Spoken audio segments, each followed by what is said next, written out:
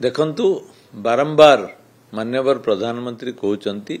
जे एथर आतंकवाद विरुद्ध रे गोटे निर्णायक स्थिति को भारत जीव एवं आपण देखिथिबे से कूटनैतिक स्तर हो सामरिक स्तर हो बा अर्थनैतिक दिग हो भारत किछि किछि बड़ पदक्षेप नौचंती एवं सबुठ बड़ पदक्षेप जोटा कि अनाउंस होईची जे सिंधु नदी जल किभली भाव जो एग्रीमेंट अच्छी पाकिस्तान संगे ताकू रद्द कर दिया जायछि। तेबे आमे जदि आसीबा आमदानी रप्तानी उपरे भारतर रप्तानी पाकिस्तान को बहुत बेसी एवं सेथिपाई पाकिस्तान अनेक अंशरे भारत उपरे निर्भर करे किंतु भारत जहाँ आमदानी करे सेटा सेबली किछि सिग्निफिकेंट नुहे बा स्ट्रेटेजिक इंपोर्टेंस नुहे।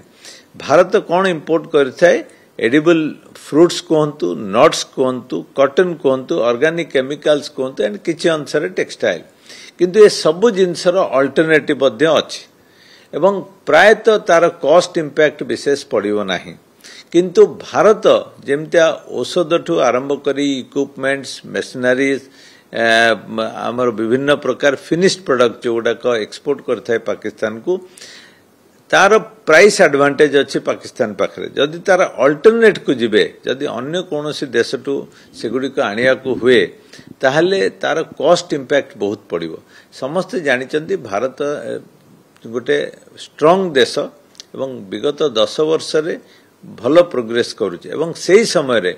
पाकिस्तान रो अर्थनीति दुर्बल होबार लागिछि एवं समय आछि जेतेबेले से माने लोन डिफॉल्ट करूछंती तांकर जो जीडीपी भारतर 1/10 ठारू कम तांकर लोक संख्या 25 कोटी सेटा मध्ये किछि कम नुहे मुद्रास्फीति बहुत अधिक।